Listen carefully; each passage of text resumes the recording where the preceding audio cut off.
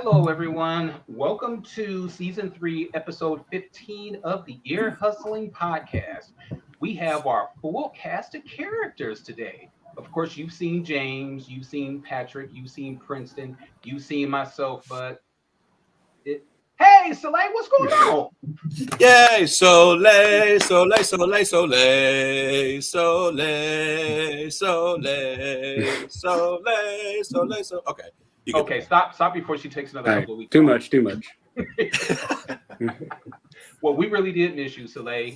Welcome back. Thank you. Last week's show, we went over by, what was that, an hour-ish? Because we didn't have anybody to... I did my best. Talk too much. That's because Prince talks too much. Right. You're right. Oh, Lord have mercy. Prince talks too much. Now, that is funny. That's like an April Fool's joke in August. Soleil, before we get too deep into things... it's September, just to let you know. Well, whatever. September, August, whatever calendar that you're on. Hey, Patrick, we're going to start at the top of the list. Oh, my God. And then we're going to go down at the bottom of the list. Reminds me of that Back to the Future quote. You sound like a damn fool when you say it wrong. Sorry. Anyways, go ahead. Soleil, how was your time off? It really wasn't time off. It was very busy. I was doing some things for Kamala Harris 2 weeks ago, and then last week I got recognized for some of my volunteer work. So yeah, it's been busy. Better recognize. Well, you know what? Those are honors well deserved. Those are very, very worthy qualities, to give up your time for causes that you truly believe in. So we're proud of you and continue to do the fantastic work that you do. Thank you. I would like to spend all of my time talking to you, but these other three jabronis probably want to say something. No, go ahead. Let's see how you do, Eric. Let's keep going. Let's see how you do. How I do? Okay. Well, Patrick, hey, how was your holiday weekend? How was your holiday weekend? Listen, I've missed you guys. It's been a solid 7 days since I've seen your faces, and it's been going through withdrawal. So I'm happy to be here. Oh Lord, so now we're like a drug. Oh God, all right. Well, hey, Princeton, can you please save me, please, and tell me how things went? You had an extra day off at school from going to school this week because of the holiday, right? I did. Just so happens I don't have class on Monday, so it didn't really do much for me. But I'd like to imagine that it changed anything. I also work in retail, so I actually had to work on the holiday too. So nothing really changed. It was really kind of the same week as usual, but it was a nice. Come on, you should know better than this. You got to schedule your classes on Friday or Mondays. You always get the holidays. Exactly. Come on, a man. Good point. You should know better than that. I got to think of that next time. And James, what are you teaching him? Force them. I'm trying to teach them the right way, actually. Not to skip school. Okay, got it. Yeah. But no, I had a good time. Got to see my aunt. Haven't seen her in a long time, so it was great. That's good. Did you at least get time and a half or double time for working a holiday? I think they'll give us like some peanuts for lunch next week, maybe. Oh, peanuts. They might charge us for it though. They probably take it out of her paycheck. Well, you know what? Thank goodness that you're almost done with your classes, so you can stop working for peanuts, buddy. Right. Thank goodness of things that are almost done. Speaking of this intro. Yeah, and we're almost done, and we saved the best for. Well, we saved James for last. James, how are things with you, young man? Man, everything is great. I've been looking forward to this show for several reasons. One, because it's a great topic. I'm really passionate about it. Our guest, definitely has passion about it as well. But also, I leave on vacation for tomorrow, so I am happy. Whoop, whoop, whoop, whoop. Rub it in. So, well, hey, you could have went. It's better than rubbing it out. Who says who? Can I say that on this? Hey! This is a family-friendly show. We have company. Be on your semi. Shaking my note cards like there's anything on them. They're blank. I'm sorry. I'm in rare form tonight. Let's go. Yes, you are. All right, James, I'm sorry. You were about to tell us that you were about to head on vacation. How long are you going to be gone? I will be back on the 14th, late September 14th. Okay. And so, ladies and gentlemen, just for your information, James will not be joining us on next week's show. Nope. Well, he's going to be out there taking a well-deserved vacation with his lovely wife. And so we definitely appreciate everything that you and Shay do for us. We really do. And you guys are going to be missed. Well, Shay's going to be missed. You got the lovely wife part right, at least. You know what? We all should know. All of us, I think that we had the good fortune of getting somebody who was significantly smarter than us. Not to say that we're dumb, but we had enough sense to kind of fill the holes in our personality. Speak for yourself. Oh, Patrick, I know you, and I definitely want to married up. Okay. Sure. This has been the longest intro ever. Right. What did I say? Speaking of things that should end. 5 minutes. Yes, Yep. yes. Okay. Let's get started, sir. Let's get started. You're having way too much fun with control. Yes, today's episode, I got the wrong flyer up. I'm about to say the wrong thing. Episode 15. Like Eric said, that's today's episode, weight loss surgery, life before and after. So what I would like to do is, as many people know, I've had the bariatric weight loss surgery myself. So definitely be happy to talk about some things as well. But most importantly, we have a very, very, very, very special guest. I would like to introduce to the show Mrs. LaShawn Suber. And I swore that I'm going to look at your name every single time so I don't call you Pookie like we do. No, I'm just kidding. Welcome to the show, LaShawn. How are you? Thank you. I am great. Thank you for having me, guys. No problem. I'm just going to apologize ahead of time, Miss LaShawn, for all the ridiculousness that's about to come your way. I'm enjoying every minute. Well, we're going to check back in with you in about 25 minutes to see how you and see if you're still exactly. And LaShawn has been on the show before. Eric, I don't know if you remember, but LaShawn was on the Love and Marriage show with her husband Jeff. I want to say it may have been another show as well. I have to check back, but definitely the Love and Marriage show. Yep, definitely. Yep. Yeah. Awesome. Thank you. Eric, you're up, sir. What you got? What I have, actually, we're going to, like I said, we're going to start out with rounds of questions. So we're going to have Mr. Princeton actually has the first question. Princeton. All right. Well, I'll go ahead. This is like the first time I get to ask questions first. Usually all of you hog all the time. I get to squeeze my little question in there and just hope it gets answered. So this is nice for a change. Come on, millennial, let's go. Another 5-minute intro. God. I know. God, we give you the baton and this is what you do with it? Come on. My bad. All right. So I got 2 questions for you guys. Keep them short and sweet. But so I've gotten to personally see a lot of this journey that you've had so far, James, over the year. But my question for both of you is, the journey, it begins before you have the surgery. And I know a lot of times you can face struggles to even be able to get the surgery just because of how difficult sometimes insurance makes it. And you have to have a certain amount of visits. So how was that journey before the surgery, before you even had the surgery, I'm sorry. And how would you recommend someone like going about that, handling it? How can they make it easier for themselves? I can start with you, James. Well, honestly, I'm gonna ask LaShawn to answer that, but before she does, I do want to say one thing that I think we should probably back up to, and that is why the surgery. A lot of people look at this surgery as the easy way out. Why don't you just get in the gym and exercise and diet and do it the old-fashioned way? I'm not going to give a full answer on that, but hopefully we'll have a chance to talk about that later on. But I think that's probably like the biggest thing. But LaShawn, do you mind answering that question? Sure. So you guys don't know, my husband had the surgery too. So we had the surgery 9 weeks apart from each other. So we're accountability partners. But for me, in 2020, I went to a conference in Indiana, my sororities conference, and I came back with COVID. And that was 2022. And so by me having COVID attacked what I already had. So I had diabetes and it spiked my numbers. I never had high blood pressure, but I got high blood pressure, and then I had sleep apnea, which I never had sleep apnea before. So no, not only did I have COVID, I had lingering COVID. So COVID like didn't want to let me go. I was so sick. My blood pressure was 177/90. My doctor took me off work because I was about to stroke, right?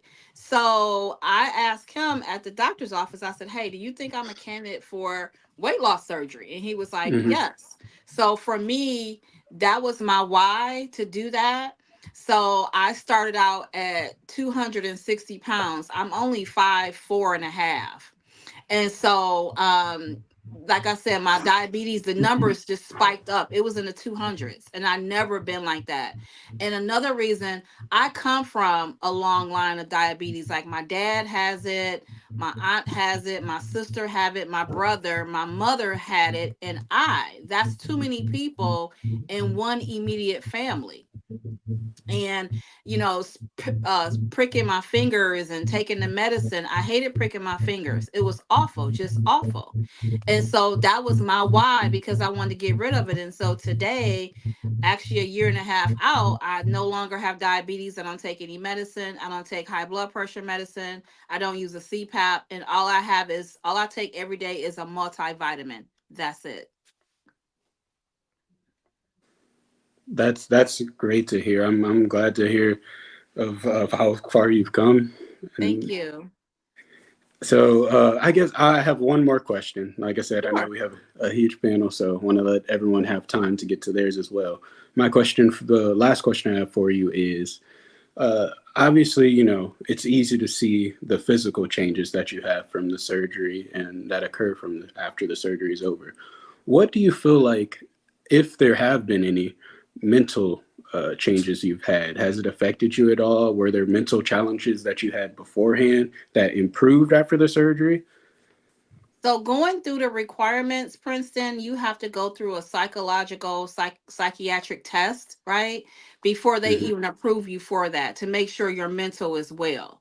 So it all starts in your mindset. I was so determined to get in my mind, I'm gonna take this surgery, I'm gonna work it, I'm gonna milk it. I am never going back to 260 pounds. I'm never going back. And that's a mindset type of thing.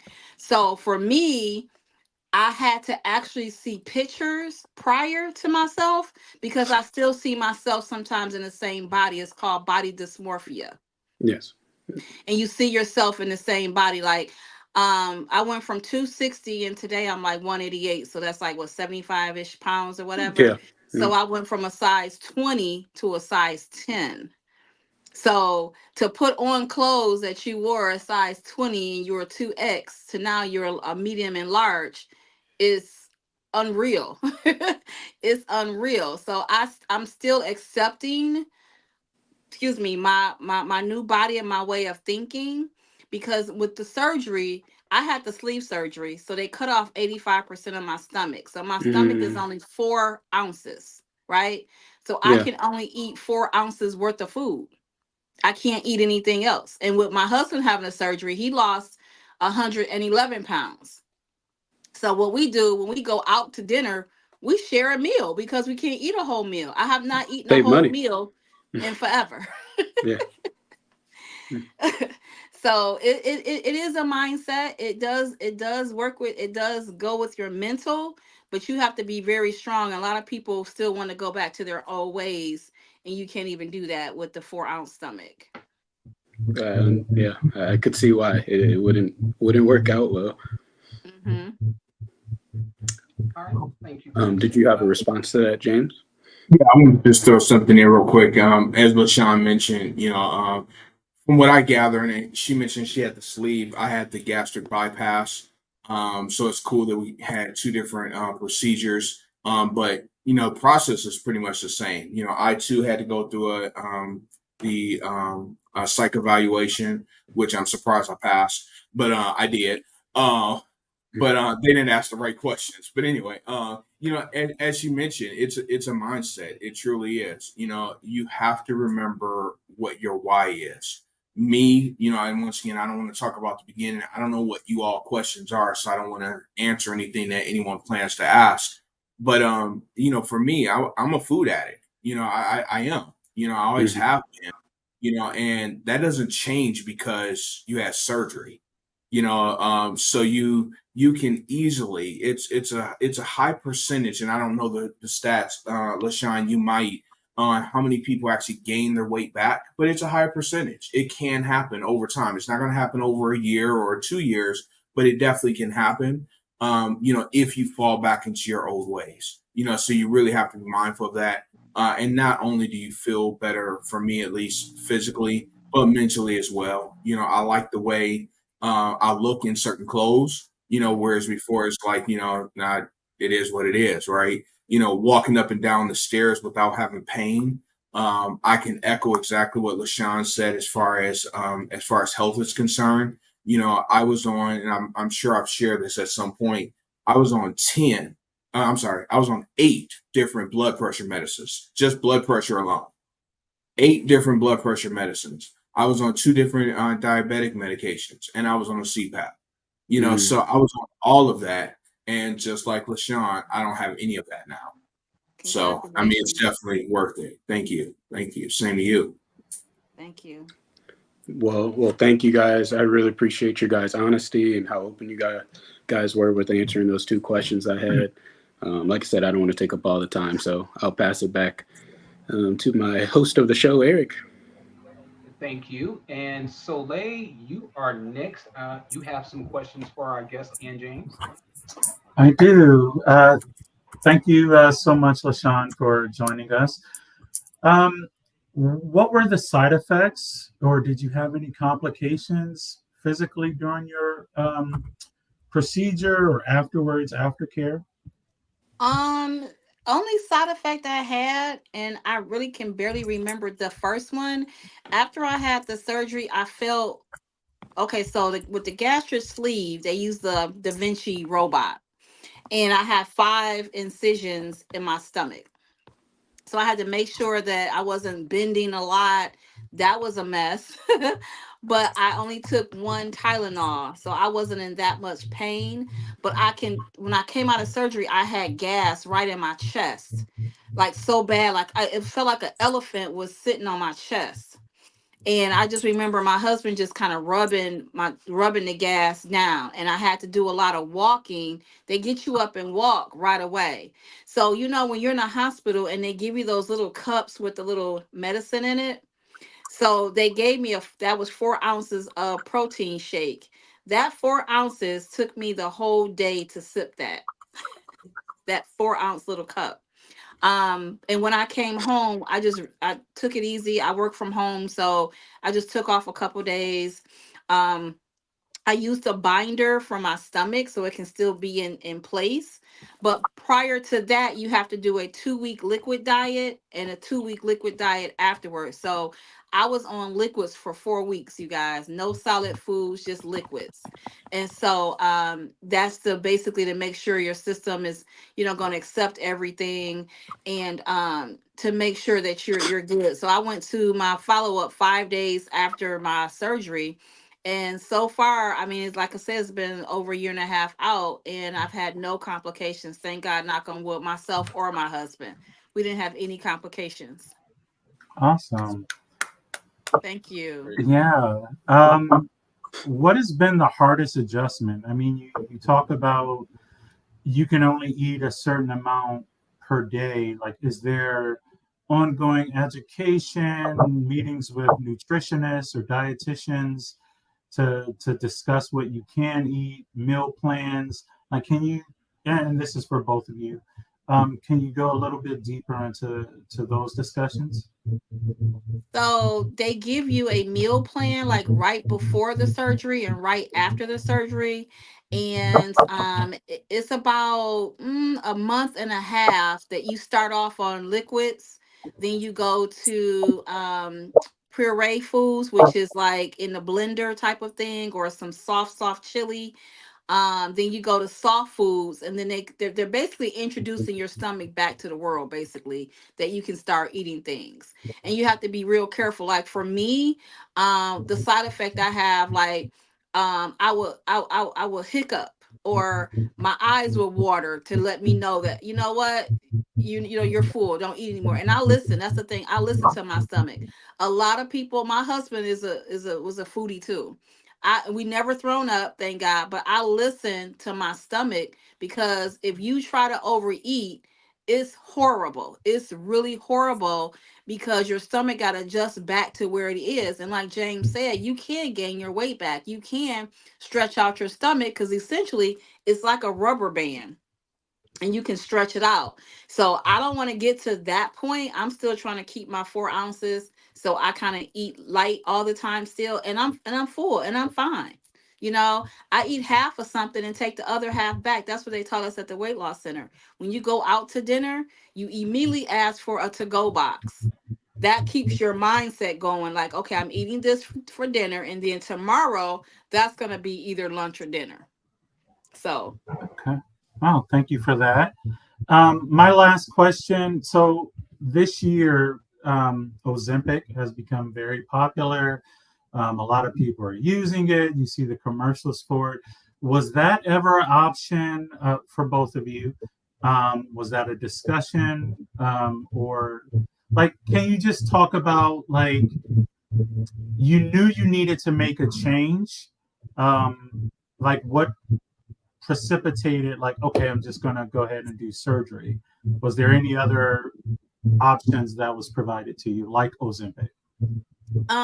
Yes, but the cost of Ozempic, or even Trulicity, was crazy, crazy. It was more beneficial and financially sound to do the surgery. Now, they did put, I am on Monjero, right? But I just stopped Monjero because I've been on it for like a year or two. Because sometimes people's body still try to hold that weight. Like, I gain weight really easily. I have no idea why. So when I say I'm 188, I could be 190 tomorrow, and then I could be back to 184. You know what I'm saying? So my weight goes up and down. But with the Monjero that I'm on, that's for diabetic patients. They put me on that right after I came out of the surgery. So I've been taking that every week, but now I do every other week, because I'm like, I'm done with it. I'm happy with my weight. I know how to control it. And that's a control factor. I know how to control it. So yeah, I was on yeah, Monjero 15. That's like the highest one you can get on. So I have a couple more pens left that I'm doing every other week with, just to that little razzle dazzle. Awesome. James, you had a response? Yeah. So for me, once again, I don't want to get. I don't. We kind of skipped over the beginning, so I kind of don't want to go too far back. Once again, don't want to step on your all's toes. But for me, I was on so many different medicines. My blood pressure was so out of control. I truly, truly, truly, in my heart of heart, felt like um, that I would not live very long without making a drastic change. Wow. And the doctors told me, that I was within the next 5 to 10 years, I was going to have a stroke or a heart attack. No doubt about it, based off where my blood pressure was and how uncontrolled it was. Hence why I was on 8 different medicines. One of my diabetic medicines that I mentioned I was on was metformin, and the other was Ozempic. I did lose a little bit of weight from Ozempic, but it wasn't nothing too drastic to get me out of trouble from my blood pressure. So that really wasn't an option for that. And quite honestly, Soleil, a lot of people use Ozempic for weight loss when the real reason for it is diabetes. So for me, when I got prescribed Ozempic, it was hard for me to get it at first because people was using it and paying for it for weight loss. Because So all the that's South not. Park moms were using it, on Yeah, that yeah, episode, Ozempic. yeah. And that's not what it's intended for. That's a benefit, but it's not what it's intended for. So people who actually needed it couldn't get it, Yep. whatever. So that was definitely a problem, as well as with Trulicity. But to answer your question, I did try that, but I didn't try it for weight loss purposes. I tried it for my diabetes. Gotcha. Well, thank you both for that. Thank you, LaShawn. That's it for me. All right, I'm gonna jump in real quick, cut you guys off. Sorry, but we've got a viewer question, and I wanted to get this answered for him. So I'm just gonna show this and read it for you. So before you guys were approved for surgery, did you have to lose a certain amount of weight, or did they just approve you for the surgery? So for me, I had Blue Care Network, and you had to go through these requirements. So they want you to lose weight prior because they want to shrink your liver. It's like your stomach is right here, your liver is right here. They have to shrink your liver to get to your stomach for the sleeve.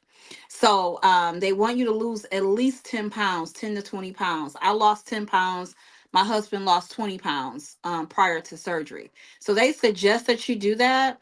So they do give you a approved like diet plan when you first start the program. So you intended to lose weight prior. If you gain weight and is over the limit, they will reschedule your surgery because they have to have that liver to be shrunk, because that's so important for the sleeve surgery, for it to be smaller so they can get to the stomach part.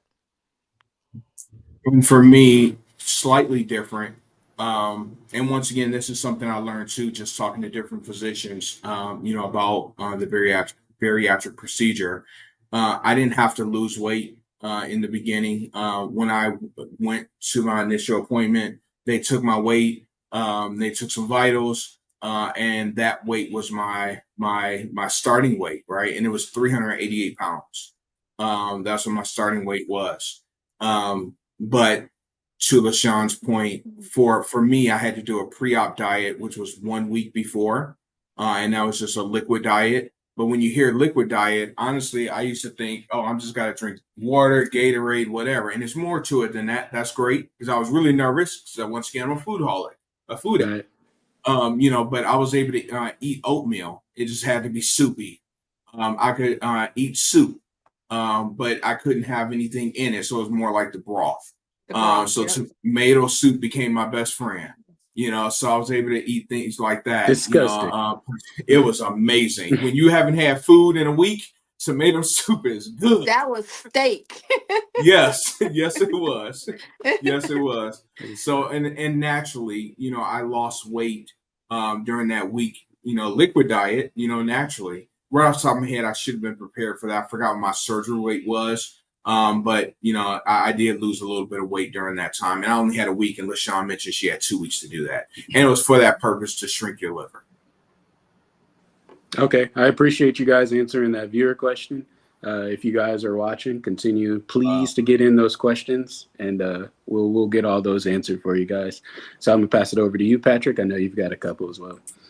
I do. Thank you again, Ms. LaShawn. Appreciate you joining us. I'd thank you too, James, but I wouldn't mean it. So, see what I got to do with LaShawn. Yeah. No, I mean, listen. There's so much good talk here, and I felt I just needed to break it up just a little bit. No, there's so much good talk here, and a lot of what has already been discussed was kind of already on my cheat sheet of notes. So. We kind of already talked about the kind of prep that is required, that you mentioned psych evals and all of that kind of stuff. But I'm curious about the procedure itself. Like, how long was the procedure? And did it take, you said you were up and walking right after the procedure as well. Like, was the procedure a lengthy procedure? How long were you under for? So it was a overnight procedure, basically. So I was there. I think it took about 30-45 minutes. Went back to my room. I was in recovery for a while, and my family got really concerned because they're like, oh my gosh, why is she in recovery all this time? Well, the reason I was in recovery for a long time because they couldn't find a room. But my family got so concerned. I mean, they said the text messages was going off like, oh my gosh, like what's going on? Because the doctor came and said it's only 30-45 minutes. So after that, when you come to, you kind of like groggy with, anesthesia, all that kind of stuff and everything. And then and later on, mine was in the morning time, and later on it's like, okay, LaShawn, you have to get up and walk. I'm like, walk where? So they want you to get up and walk. And I'm like, oh my Right gosh, I away. had this major surgery. You guys took out 85% of my stomach. But they want you to walk to get that gas and The everything air off moving. your, yeah, exactly. So it can get it flowing, because if that gas gets stuck, it's really, really painful. So they wanted me to walk. So I was walking with my little pole with the little IV. I'm walking and everything. So they get you going, and then once they figure out that you're good, all your doctors come in, they give you information, they give you the medicine. I had it at Beaumont Hospital, and we didn't have to go and get my medication. They delivered my medication to my room, so I could just go Oh, home. I didn't have to go to a CVS or a pharmacy or sweet. whatever. They just went home. And then the aftercare, you have to go back and see your surgeon again, make sure your incisions are good. My incisions are really good. Go back and see your weight loss doctor, different things like that. So they put me on B12 shots to boost my immune system again. So the last time I took a diabetic pill was the day before surgery, and I've never looked back for a diabetic pill or pricking my Wow. fingers ever. Wow. So, That's awesome. thank That's very you. cool. Thank you. That's My A1C was a 7.9 going into surgery. And the last time I went to doctor was a couple months ago, it was a 5.5. whoa. Whoa. That's big time. That Thank that's you. that's that's awesome. That's very cool. I've never seen a 5 anything. Yeah. And yeah, go ahead, James. I'd like to hear you too. So the length of your surgery, how long were you under? Like what was that like? Yeah, so the whole procedure for me was just over an hour or right around an hour. And I too had to spend the night in the hospital. They gave me two goals to get out of hospital. One, 4 laps around the nurse's station, and two, drink a certain amount of water every hour until I'm able to drink. I forget how much it was, maybe like 8 ounces or something like that. So that was my two goals. So when I came to, honestly, the first thought I had was I made the worst decision of my life because I had so much gas pain, when I first came out of, when I first Yeah. awakened. Well, we know you're But full of that, so I am full of gas. You're absolutely right. It was worse then. I mean, you are Sorry, the world's LaShawn. greatest farter. I am. Sorry, I am. I apologize, but it's truth. But the worst part though, Patrick, it wouldn't come out. It wouldn't come out anywhere. Yeah. It just was stuck. Trapped. And all I kept hearing prior to surgery was walk, just walk. That's what's going to get it out. So I was determined. When I woke up and I was in pain, I was like, I'm going to try to walk. I walked from my bed to the door and I couldn't get any further. I'm like, I'm going back to bed. I was still kind of groggy. Shay was right there with me, of course. So I laid back in bed and I went back to sleep. And I woke up at 4 o'clock in the morning and I got up and I walked, and I kept going. I did my 4 laps. I made sure they saw me. I kept counting. I'm like, y'all gonna see I'm doing my 4 laps right. Yeah. I wasn't feeling great. I still definitely had gas pains, but it was definitely better. Went home the next morning. And the rest is history. I used to go outside at the time. Peyton was still here with us. And Shay would take Peyton out to go to the bathroom. Right. And I would go out with them and, walk the driveway and walk around the cars. And, people was probably looking at him like, what the hell is he doing? I'm walking, mind your business. But, it definitely helped. That's for sure. Right. Yeah, that's cool. I mean, real quick too, I wanted to talk, I'll go back to you, Miss LaShawn, real quick. And I know it may have come up and I think I may have before, but I really want to quickly talk about insurance and please don't feel the need to get personal in any way. Was it covered by insurance? Was it just a deductible payment? Did you end up having to spread out payments? Like, what did you find it affordable? If you could just speak to the finances of it, and again, please don't feel pressured to get any personal finance. That's a great question. So, I did look at the bill because I was like, I need to know. Our insurance covered it, so we just had to pay our deductible, and our deductible was $3,000. And I wish I would have tried to get my surgery the same year as my husband's surgery, because it'd have been $3,000, but it was like 11 days later. So I know. So out of a $60,000 surgery. Yeah. $120,000 for both of us. We paid $6,000. Wow. Well, that's, I mean, obviously, It's a and good it was saving. because it was, yeah, I mean, obviously it was because it was deemed medically necessary, I would imagine, Exactly. correct? So to go back to Soleil's question about the injections, when I was taking Trulicity, they wanted to charge me $1,500 per box for 4 pens. So 1,500 for 2 months, that's 3,000. So that's why Yeah. I said it was easier for us to get the surgery prior to getting that Trulicity a couple years ago. So would insurance not cover the shot, Trulicity, and Ozempic, but they would cover the surgery? Yes. That doesn't make any sense to me. I mean, maybe. Because I mean, I don't know. I guess it's how your doctor writes it up, right? Okay. And I when, guess. but I was on Trulicity like years ago. I want to say before the pandemic, so it was really expensive. And so we came into the 2020 and then 2021, and they saw that obesity was on a rise. And to be honest, at 188, I'm still deemed obese because of how the No. standards are, you know. I've And been so, obese since I've been 2, according to the charts. So I but mean, I think that has helped me. I think it really has helped me because of that, you know. So that's why I was able, and I'm glad because I did a lot of research. I brought this surgery to my husband 2 years before he got it, and we had the same insurance. It took him 7 months to get a surgery date, where in the midst it changed, and it took me 9 weeks to get a surgery date. wow. In that shortest time span. Yeah. My husband started off at 384 pounds.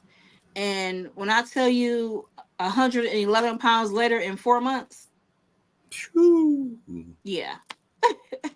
It's just crazy. I have a multitude of issues with insurance and the healthcare system, and that's a whole other conversation for another day.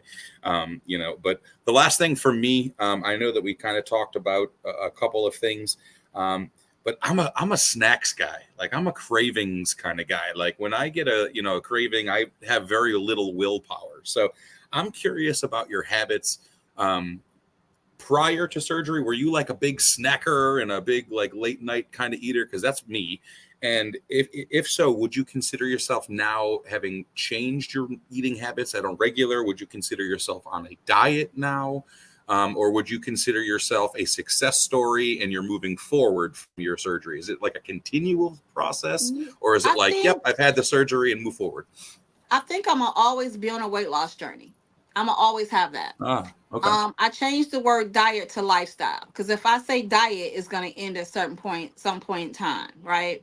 So for me, I tell people, eat what you want to eat, but everything is in moderation, though. You got to be in moderation. So when my husband was going through it and he wanted some chips, the whole bag of chips to say maybe 180 calories. However, you got to look at that fine print. 15 chips is 180. That whole bag is the more. Serving size. Yeah. The serving size. So everything is in moderation. So the other day I had this craving for hot fudge cake, right?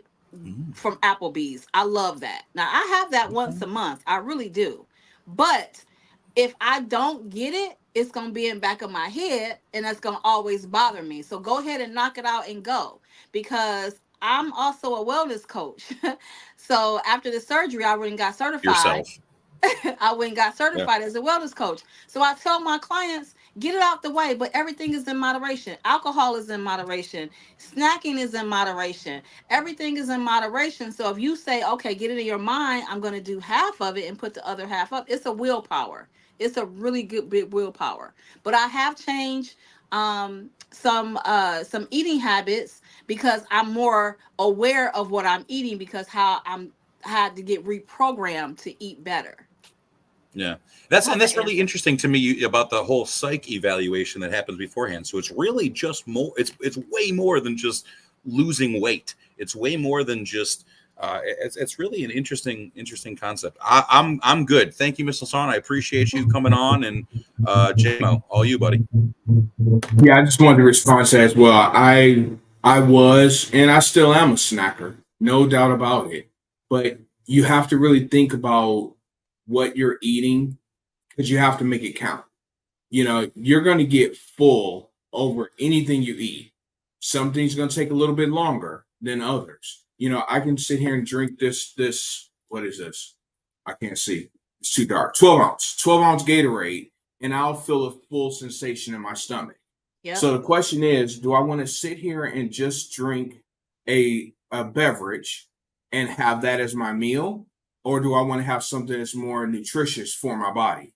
So you really have to look at things like that. So if you eat some chips, to your point, go ahead, Patrick. What about your iced tea? You're muted. Sorry, like something like this, then you'd never be like a liter deal. That would First of all, if I drink that, the very first sip I take, I'm instantly going to feel something in my stomach that makes me feel uncomfortable.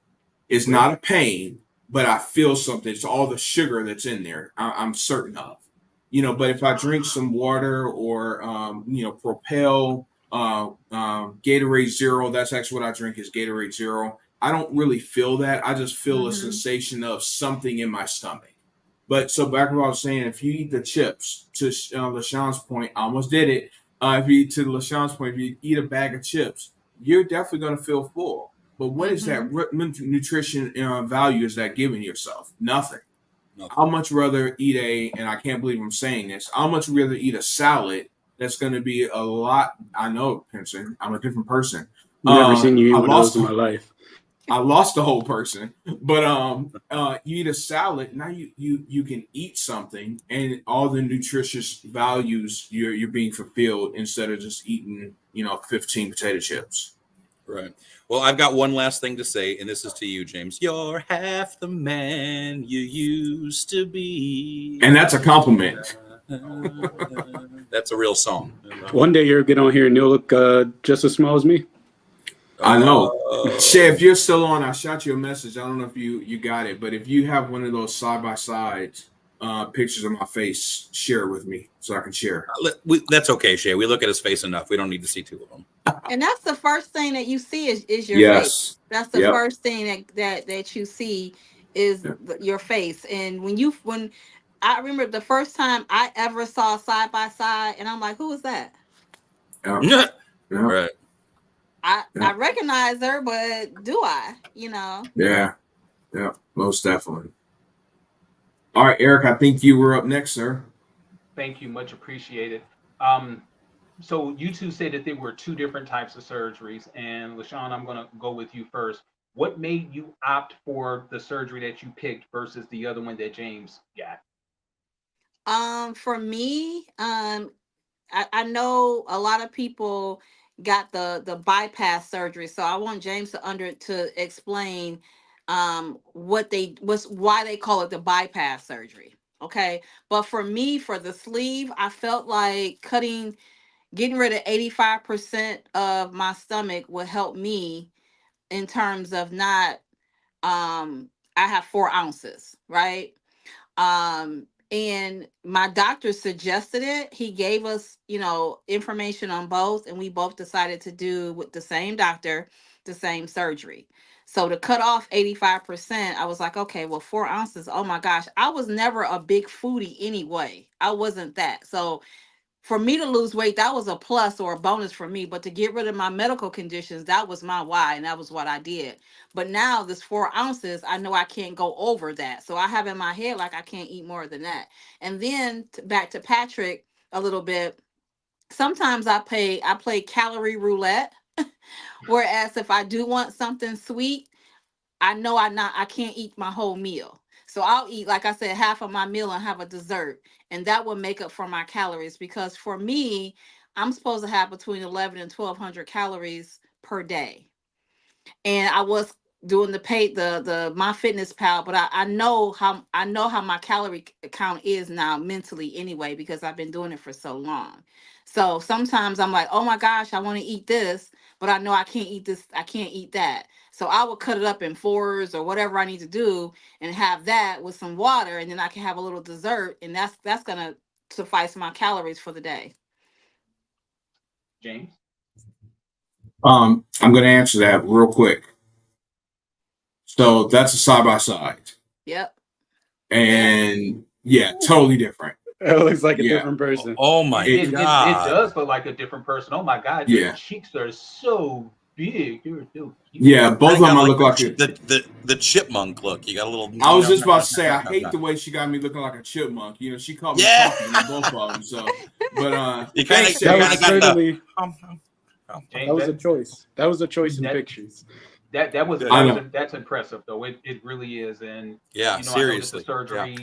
the surgery kind of gives you like a head start on it, but that is really impressive, the amount of discipline that the both of you have had, because it's been a year for you and a little bit longer for LaShawn. That's impressive. I really must say.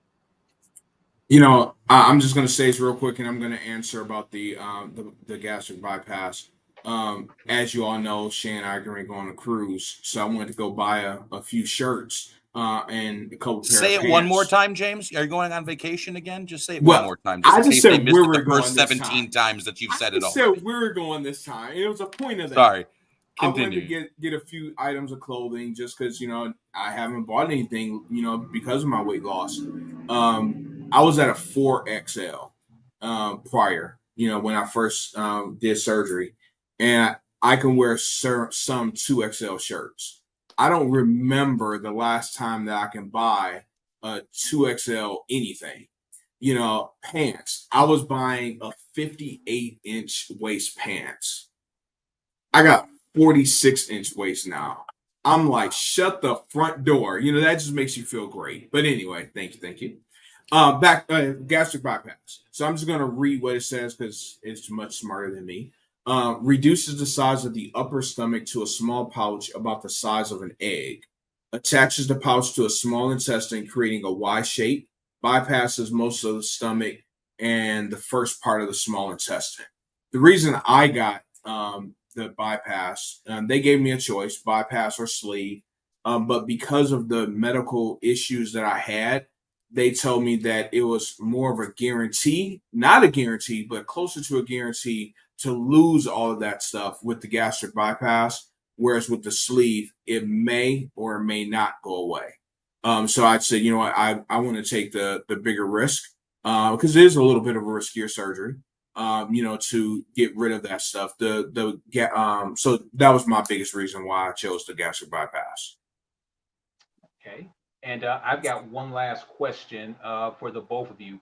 Have you found that your, I guess, things that you normally would have ate, do you still have the same taste in foods? I know, Bashan, you mentioned sweets, and then James, you mentioned that you're a snacker. Has the actual taste or the craving for a particular food that you just indulged in, has that changed? For me, some foods don't taste the same. Um, I'm gonna be so I with the sleeve, they tell you to stop drinking alcohol for like at least a year, right? Because when you have the sleeve surgery, because your stomach is only 4 ounces, alcohol goes straight to your bloodstream and you get drunk faster. That's what they say. So I stopped drinking. I was never a big drinker. I drink like wines and champagnes and different things like that. So I recently started drinking again now on occasion, right? Holidays, birthdays. I never was a red wine drinker. I could not stand red wine. But every time I go out to dinner, I'm ordering Merlot now. So my taste buds have changed. Like I love red wine, whereas I hated it before. Some foods don't taste the same now. Like it's nasty to me. Like I can't even it's really weird. I'm going like food is not even tasting the same to me, all of it. So a lot that has changed. And another thing, I think James brought this up earlier, you we take for granted like it's easier for me to tie my shoe without passing the hell out, right? um I can cross my legs. I had to get my ring resized a size down. My shoes are big. I didn't know you lose weight in your feet too, so it's all over. It's all over, and all of it is an adjustment for everything. The foods, the alcohol, everything is just a big adjustment that again it wears on your mental. So that's what I try to prepare you for this with that psyche eval, and then you still be in the program to help, ask people questions or how you feel and get group sessions and different things like that, because it's a big change. It's like you change your whole life because of this surgery. And James? Yeah, I can't necessarily say food tastes different for me. I just have a different outlook on food. Before I kind of ate food because I wanted it, but now it's more so I eat because I need it. So I'm not gonna say I'm perfect because I'm definitely not, but I definitely understand that I need food for energy. That's what we need food for. But we are kind of programmed to eat food as entertainment. That's kind of the highlight of our day. What have you. But so it's Americans. definitely different. Yes, exactly. So that's one different outlook I have. And another thing is sweets. I have always been a big sweet eater, huge. Cheesecake, give me a cheesecake any day of the week, twice on Sunday. But now, because the way it makes me feel, I don't indulge in it as much, because it doesn't feel good. To LaShawn's point about alcohol, she's 100% right. You get a little bit of alcohol and you definitely feel it. I don't remember when it was, but it was several months after surgery. It was too soon for me. She got a mudslide. I was like, let me taste it.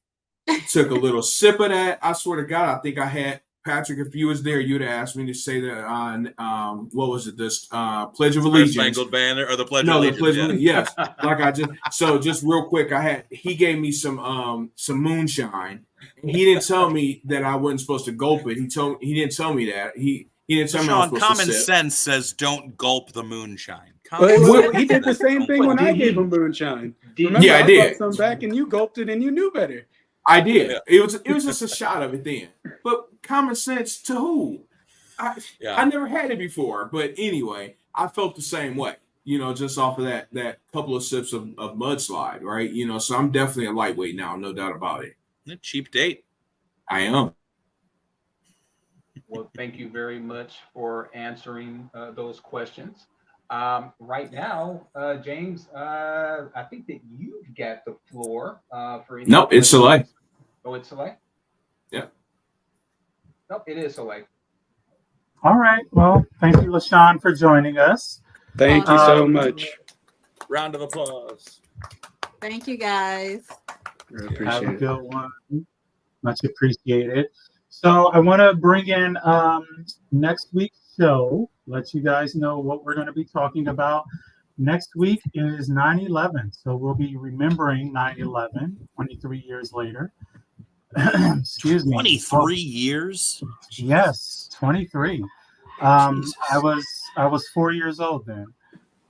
So we're going to be talking about where we were when everything happened. We're going to be talking about how life has changed. You go to the airport, things are different now, even 23 years later. So we're going to be talking about that next week. So be sure to tune in. James will not be here because he will be where? I don't know. On a cruise. We'll be there on a cruise. I don't like none, y'all. Well done, Soleil. Well done. Well done. Thank you very much. All right. So the next segment, this is specifically for football season. I live in Las Vegas, as y'all know, and I am a degenerate gambler. Yay, gambling. Yay, gambling. So we're going to have a segment every week of the football season where I give some picks. This is for purely entertainment purposes only. Do not expect to get rich. Do not gamble more than what you can afford to lose, because I don't want to be liable for that. So 1-800 number. I'm taking out a mortgage. Letting it all ride on Buffalo. This is let's go. What I call my Happy Meal money. I save up money throughout the year, and then I just put it all on my football picks, college and pro. Usually I do pretty good. Sometimes it goes from 1-800 gambler Sometimes I only win Happy Meals. Sometimes I win lobster. So, it depends. So, anyway, for this week, upcoming week, my 3 picks. Number 1, starting with college football, I got Texas -7 over Michigan State or Michigan on the road. So they're the road favorite. Michigan didn't look all that impressive last week. In fact, they lost me money because they were favored by 21 and only won by 20 last week. So I expect Texas to put the smackdown on them. What a brave bet. What a brave bet. Michigan is ranked. Okay. My next pick is I have Atlanta -3. They're playing at home against Pittsburgh. I'm high on Atlanta. I like everything they did this offseason. I'm not sure about Pittsburgh. 3 points just seems too small. I think Atlanta may win by double digits, so I have them. And wait, what number did you say was too small, Soleil? 3. Soleil, you said you're high on Atlanta. Patrick's just high, but keep going. Okay. No, she's the one that lives in Vegas. All right. So my last pick, I don't know what the line is now. I got this line a few weeks ago, but I got the Jets as a road underdog, +5 against San Francisco. I'm hoping that Ayuk is rusty. I'm hoping that Williams is a little rusty, and that New York defense just gets after Purdy. So win or lose, as long as the Jets come within 5 points, I win money. So those are my picks for this week. And next week on the show, we'll see how I did. I like it. I'm going to hold you to those. Yes, please. These are my bets. These are my real life bets. So I don't like losing money. So I have to follow that? I have to follow a gambling session? Come on. You guys are killing me. Well, all right. No, you're going to educate us about what happened in history today. Well, I am. Well, first of all, let's talk about gambling because I have tennis on in the background. And let's talk about Jessica Pegula, who just advanced from the quarterfinals to the semifinals. Thank you. To the semifinals. In the U.S. Open. Jessica Pegula, of course, being the daughter of the Pegula family, the owner of the amazing Buffalo Bills. Wait, what was I supposed to be doing? History. Got it. This day in history. Got a little carried away. All right. Took notes and everything. Today's September 4th, right? Yeah. Okay. On September 4th, 2006, Australian zookeeper, conversationalist, conservationist, and television programmer Steve Irwin was killed by a stingray while filming in the Great Barrier Reef. I remember that. The stingray barb pierced his chest, penetrating his thoracic wall and heart, causing massive trauma. He was at Bat Reef near Port Douglas, Queens Island, taking part in production of an underwater documentary. Crikey! It was called Ocean's Deadliest, ironically enough. During a lull in filming is when the accident occurred. He was actually snorkeling in shallow waters and being filmed in an effort to provide footage for his daughter's television program when he was stabbed in the thoracic wall of his chest. I heard that stingray. Sorry, go ahead. I was just going to say, so he passed away at the age of 44 on September the 6th. And to you, Mr. Steve Irwin, crikey. I heard the stingray is still wanted. Probably, yeah. Yeah. I used to love him. Steve Irwin was the man, dude. Yeah, he was. It added realism to the show. Can't say it was fake. It's true. It's true. I mean, it depends. Did they catch on? Never mind. Anyway, Soleil, why do you keep going away? We miss Probably you. don't Come back. want anybody to see her laughing at you. That's what it is. Mm-hmm. It also says that Steve Irwin's death was the only fatality from a stingray ever captured on video, although the video has not been released to the public. Are you watching that video if you get a hold of it? I definitely am. I'm definitely watching it.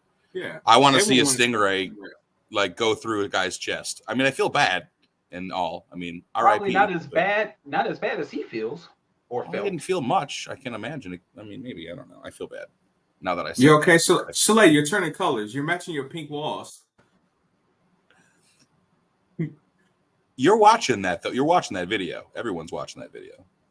Oh yeah. I'm definitely watching. Oh yeah. All right, who's next?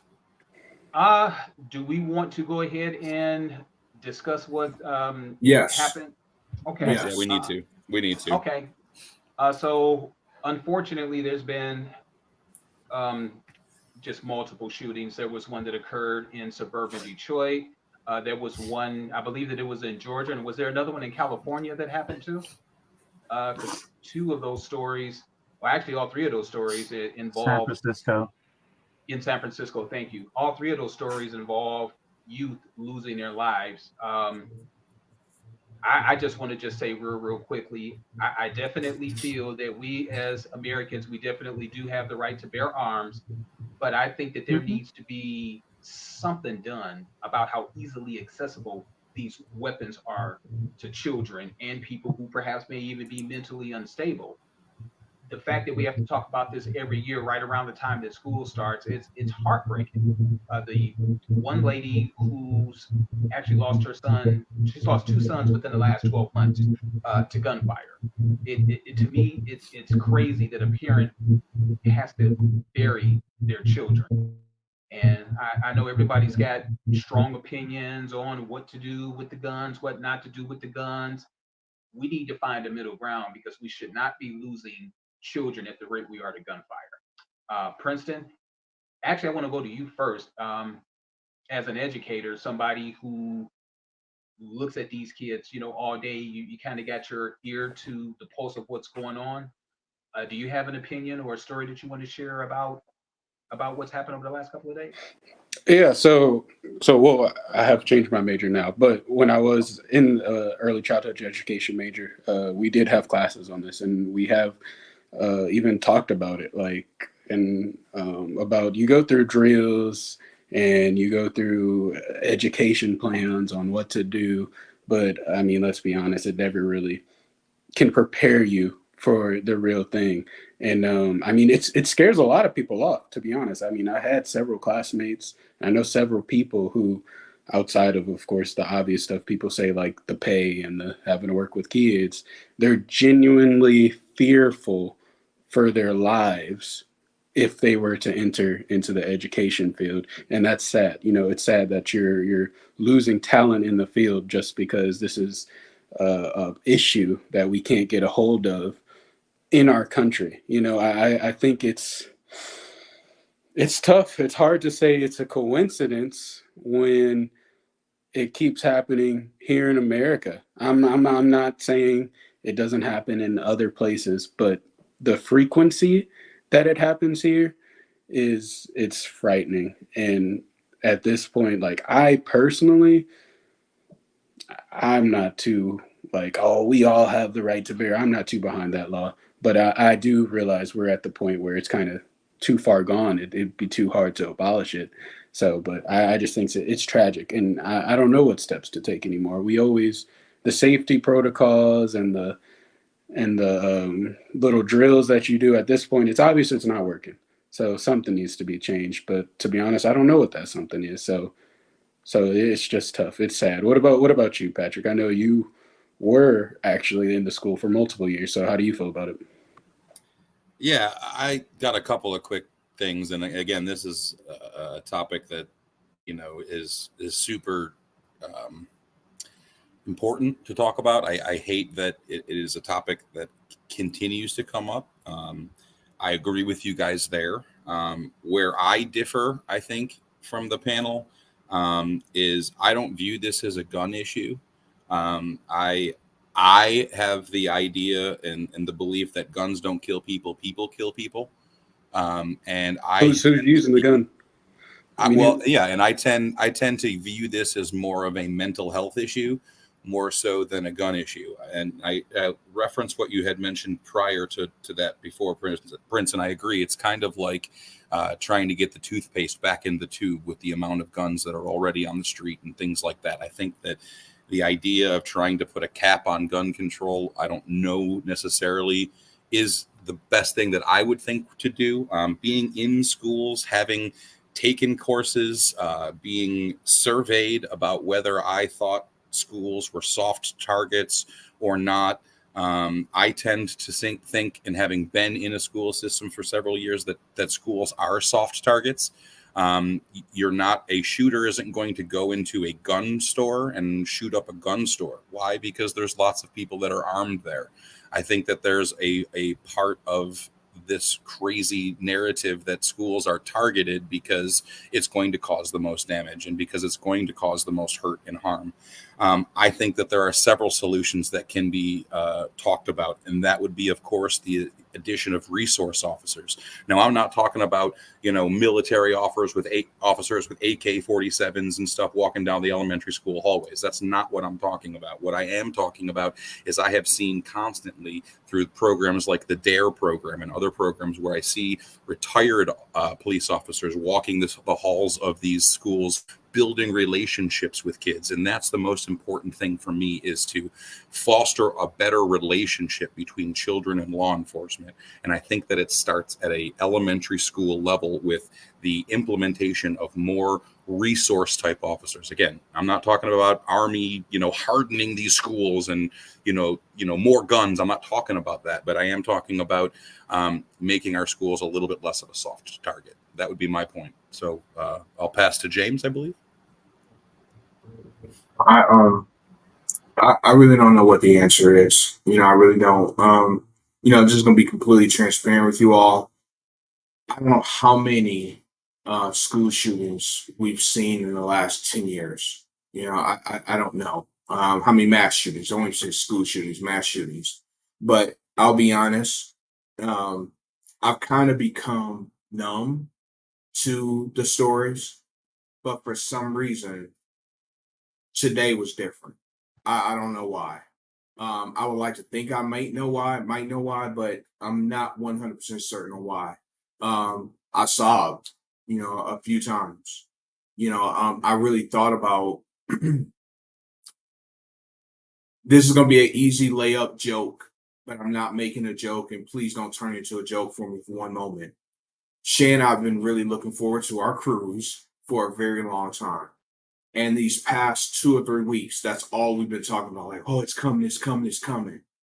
And I think about these 2 kids who died today, who were killed today. They had something they were looking forward to as well. These 2 teachers, they too had something that they were looking forward to, whatever that something was. Whether it's the weekend, they just came off of a weekend, maybe they just had the best summer vacation ever. Whatever it was that they were looking forward to, they had a life to live. And this 14-year-old boy began to play God today. And that really got to me, not to mention the fact that Princeton has a desire to go into the schools and teach and will be inside the schools every single day. Not to mention that Shay goes into 14 different schools on a regular basis every single day. No one thinks it's going to be their school. No one thinks that it's going to be their loved one's school until it is. It sucks. I don't know what the answer is. Patrick, no offense. We disagree on a lot of things. We agree on things as well. I think saying mental health is an easy way out. I really do. If it's such a mental health issue, then why aren't people making the choices to go into a police station and shoot a police station up? Why are they making decisions to go somewhere where it isn't, quote unquote, easier, soft target? So I don't believe that it's really necessarily a mental capacity is an issue. I believe it's a choice, and they're doing what it is that they feel is right. I don't know exactly how to feel today, knowing that at least this person is alive and now will get to pay for his crime. I don't know if that's good or bad, but finally if a person is alive to, experience. 14 years old. I feel for him, actually. To be really honest with you, I feel for him and his family. He's 14 years old. Yes, he did a heinous act, and that's despicable. But 14 years old, he's going to be charged as an adult. He will do time. It's no doubt about it. He will do time. He's a little boy, I don't feel 14 for him. years old. I just feel for him from the standpoint of, I guess I Yeah, I'm feel with you. more for his family, but I feel for him that his life is over, and that sucks. But it also sucks more that he took four people's lives. Hmm. There's nothing that's good is going to come out of. There's no such thing, in my opinion, as rehabilitation. It just is. So that's why I kind of feel for him. And as far as his parents, the way I feel, Patrick and Eric, I'm going to talk to you on this. Think about your firstborn. Think about the day that your firstborn came into this world and you held your child for the first time. This person could do no wrong. This child was perfect. I will say his first name, Colt, was perfect to his parents 14 years ago. Now he's a monster in so many people's eyes. But at the end of the day, he's still someone's little baby. They're hurting today. They're at home right now, possibly without their son in the house with them. But also, there's four families that's out there that's hurting because they're never going to see their families again. This is horrible. I don't know what the answer is, but something has to be done. It has to. Soleil? Yeah, I echo what you just said, James. And I would submit to everybody on the panel that it's not just for families. It's the friends and families of the four individuals who died, the 9 individuals who were injured. It's the family and friends of all the people that had to witness this. It's future partners, future spouses, future boyfriend, girlfriends, even if they break up. It's the trauma that these people are going to have to live with and they're going to share with somebody. It's, the adults moving to different employers. For the kids, it's them going from job to job to job. And oh, you were part of, you went to that school, blah, blah, blah, blah, blah. Like, this is going to affect thousands of people, and we lose sight of that every time there's a shooting. We always talk about who died, we talk about how many is injured, but there are so many people attached to those people and people attached to those people. This affects thousands of people. And is there a solution? Is there a perfect solution to guarantee that there will never be a mass shooting in this country? No, there's not. But there are things that we can do and and should be done. And mental health, yes, is one of those things, but it's not the only thing. And gun legislation will help. Will it eliminate it 100%? No, but it will get these numbers down. Look at other countries. We want to be, the world superpower and the leader on all these things, and yet we're the leader in the wrong category here. And so rather than being so prideful and holding on to our precious constitution and this and that, and look at other countries that don't have these issues. It's okay to say, oh, Sweden, they don't, I don't even know if Sweden has, they have a military. It's They one of do. those, either Sweden or Switzerland. I think doesn't have a military. It's Switzerland. I Okay. think the fact that over the last, I think it was like 26 years was the last time that there was a shooting in Yeah, Switzerland. we can And learn from we can learn from other countries. It's okay to learn from other countries. We're not the best at everything, and this is the one thing that we should not be the best at. And everybody should be very upset and angry that we are the best in this category. So I know we could probably do an entire show on this at another time, but those are my thoughts. I just want to close with this. Since the beginning of 2024, there's been approximately 50 children between the K through 12 range that have either been killed or have been injured due to gunfire. Um, and that's just, like I said, it's a shame. That's 50 individuals whose lives are changed forever even the folks who survived, from what I've been reading, has a real serious problem with even being in a public, let alone a school setting. So something's got to be done, ladies and gentlemen. We can do a lot of lip service. I don't want to turn this into a political conversation, but you need to take a long, hard look at what your elected official stance is on gun control. I don't think that we will ever get rid of it, but we need to do something about that. There's just too many people who are losing their lives to needless gunfire. Patrick, you mentioned mental health. That's definitely a component. Um, but we got to do something. I would just say one thing, and is that the only thing that I talk about too is there's other mass casualties that have happened that are just as heinous. You talk about there was that one in France, I believe, where they turned a box truck into a murder weapon when they ran a truck through a crowd. So my only pushback with it's not happening every day though.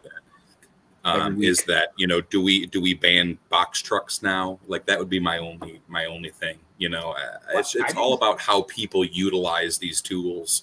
And in my estimation, if you're walking into a place with the want to fire up the place, there's something wrong going on in your head. And so that's just my perspective. Well, I never said banned. There needs to be control over who has access to these guns. I mean, you have to be 21 years old in the United States to have a drink, but you can legally go and buy like a shotgun. Right. In some states, 16 years old. I would pose this question. Well, before you do, there's a maturity level to this whole thing.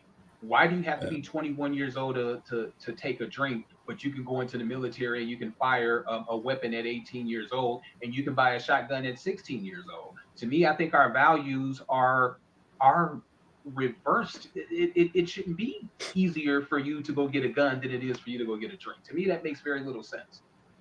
Yeah, I mean, I get it. I hear that for sure. I do. It just the idea of gun laws to me only take guns out of the hands of the people that care about the law.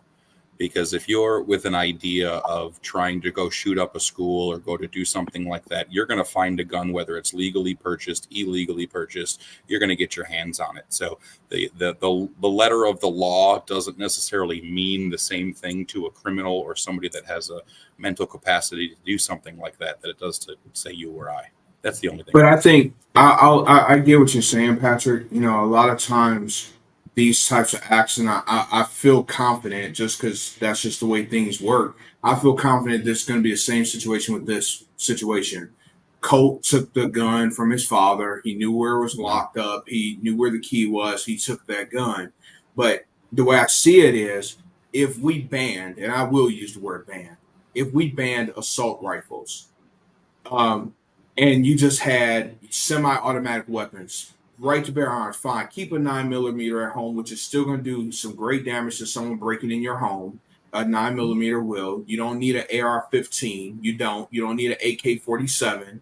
You don't need even a shotgun. But fine, have a shotgun even. You have those weapons. If 14-year-old Jimmy decides to steal daddy's 9mm and take it to school, yes, he still can cause damage. But he's got how many rounds is in a clip in a 9mm? He's not going to fire off 100 rounds in 10 seconds with a assault rifle. So the damage is going to be minimal. Will there still be damage? Yes, but it's definitely going to be minimized than what we're looking at today. That's my pushback on that. The one thing that I did want to say is at least three of us, Patrick, I'm not sure about you, Soleil, Eric, myself, I feel confident speaking for us. When we grew up, when we were going to school, we were having fire drills, we were having tornado drills. It's a shame that kids now are having active shooter drills. And a comedian said, and it was funny when they said it, but it's so freaking true. In these active shooter drills, you're training the shooter. Typically, the shooter is going to be a student. So the student is right there learning what's being done during the active shooter drill. So how effective is it really? The classroom that Colt tried to, for those that didn't hear the story, I'm not sure if everyone has, he went out of the classroom, he came back, tried to get in, the door automatically locked. A student was going up to let him in, and they backed up because they saw him with a gun. He was trying to come back into the classroom with a gun. He went out and got a gun and came back. Where did he go? His locker, his car. He's 14. I thought he went to his car, but he went somewhere. He got a gun and he came back. I mean, and what did the students do? They flipped over desks. They hid behind desks. The teacher turned off the light like he didn't know they were in there. He just freaking left. The bell didn't ring. You know, active shooter drills, how effective are they? Seriously, how are they? No. But that's why. I'm sorry, that's why it's more about. No, that's great. I love that you said that. That's why to me it's more about the target. It's more about what is. Are there any mitigating factors to that? And now I don't know if the answer is to arm teachers. I don't know. I don't want to get into that and all that kind of stuff. But you know, having building relationships with retired police officers and having more of an authoritative presence will do our students so much good too. Not only to have the more security, but to build those more friendly relationships with law enforcement that so many of our youth don't have. So many of our youth grow up with not that great relationship. And I feel like that's one way to help mitigate that problem too. What do you think? Hey, Pat, real quick. So you do have solutions. You want to build relationships with officers for the students. You're talking about mental health. That's that one little piece about guns that you just can't get with. And I think that's an issue, is that, can somebody mute? Thank you. Is that like these are like, I don't have kids, right? For those who don't know, I'm a part of a committee that gives out scholarships to 4 Black high school kids every year. I was on a board of youth for LGBT camp. I love kids. Kids mean a lot to me. My ex and I was actually looking at IVF treatments earlier this year for kids, right? I love kids. And I want to do everything to protect, whether that's, okay, mental health sounds good. Building those relationships with the police, that's good. Why do we have a hard stop at, oh, well, you can't take away my AR-15? Like I've been on this show before and I've said I support the Second Amendment. I do believe we have the right to bear arms, and that's fine. Our forefathers did not have it in their mind that people will be running around with automatic machine guns that can shoot 60, 90, 100 rounds in 30 seconds. They didn't have that. They had muskets and handguns and, stuff like that. So just as someone who's on the outside looking in, because I'm not a parent, but I do care, like, there should not be any hard stop on anything. If you say mental health, let's do it. If you say having Officer Barney come in, what was it? The Blue Pigs, Eric, James, remember them? Mm-hmm. Having them come in to speak to the kids, I'm fine with that.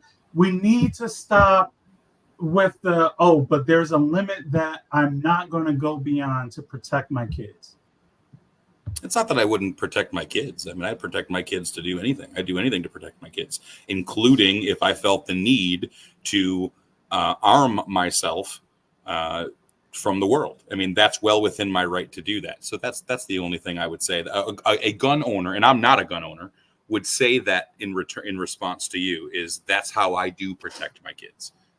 That's what they would say. Because I know several collectors of full automatic rifles and things like that. And that's what I have heard in response is that we talk about, wanting to save kids. And yeah, that's how I protect my kids is by arming myself. So, and again, I'm not a gun owner, so I don't have any skin in that game. But that would be the pushback on that. I really hate to ask this tough question. It's a question that none of us know the answer to. And it might even be an insensitive question, but it's a legitimate one, I believe. Out of all the mass shootings in schools, I wonder if any victim, any child that's a victim, their parents are gun owners and they felt they were protecting their kids because they didn't. And that's an unfair statement because should they have been there to protect their kids? Should our parents be bodyguards to their kids in school because they're right. Gun owners? So I'm going to be here to protect my kids. You send your kids to school thinking, hoping, now praying that it's a safe place. and because someone else was mentally ill or mentally unstable or whatever it is, have a grudge against someone, they come in. There's no protection. There's nowhere safe. Maybe at home. That's it. Maybe. Well, that's why I think it's important to take steps to harden some of our softer targets. Like I said, schools are targets because they know no one's going to be shooting back. You don't see police offices or gun shops being robbed on a regular basis because they know that there's going to get fire back. Schools and things like this are called soft targets, and they're targeted by people that are sick like this to cause the most damage. That's where the idea of hardening these soft targets come from, to try to do something about the ability of, hey, there's a big bullseye on our kids at school. You're 100% right.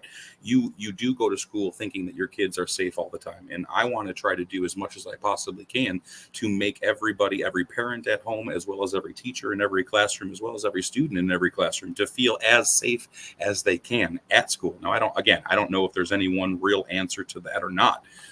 But I definitely think talking about things like this is definitely a step in the right direction. I will say I do kind of disagree with the hard target, soft target. I get where you're coming from, but most of the people doing the shootings are usually the kids from the school. It's not like random people, and it happens sometimes, but most of the time it's not random people coming in to a school because it's a soft target. It's a kid who has an issue with other people in their schools shooting up the school. It's not because they think it's easier. They have no reason to go to a police office and shoot it up because the police officer isn't the one who was bullying them, yes, last week. No, it's schools for a reason.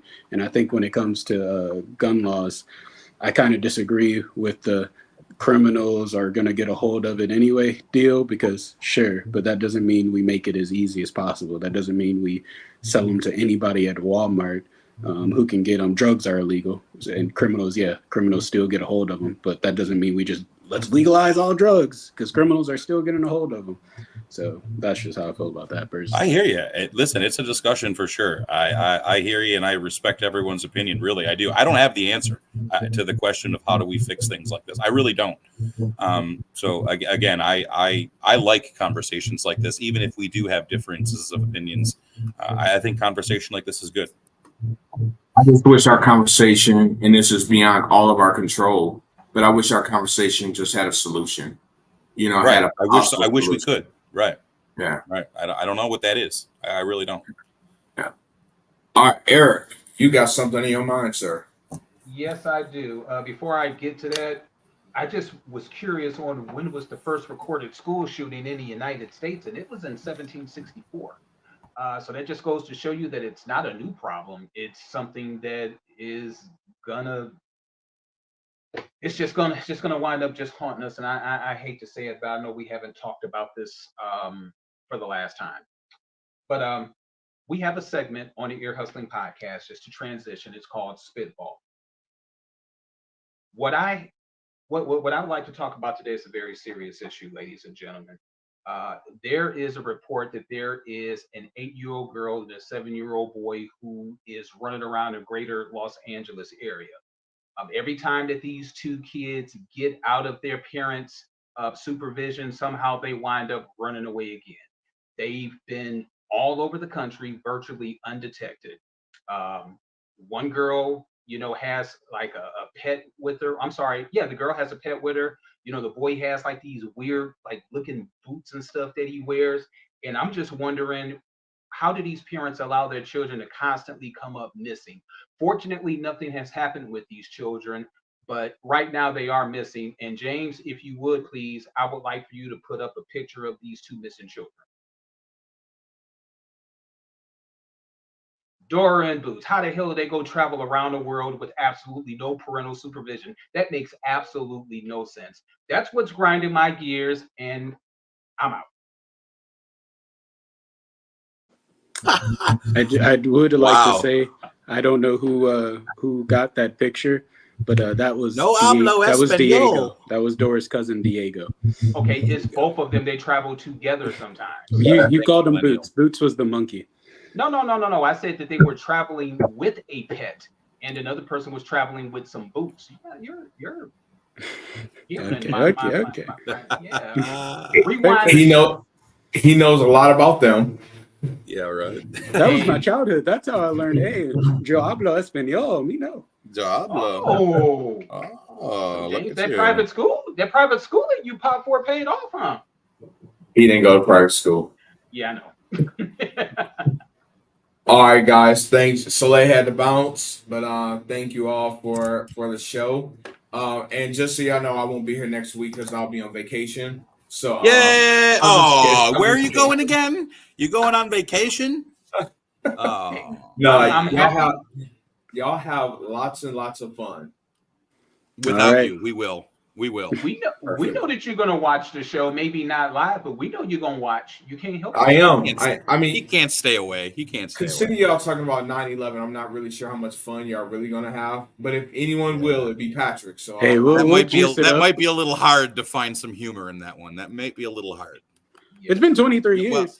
Anyways, but Anyways, let me try this out. How do you say it? It's been from our mouths to your ears.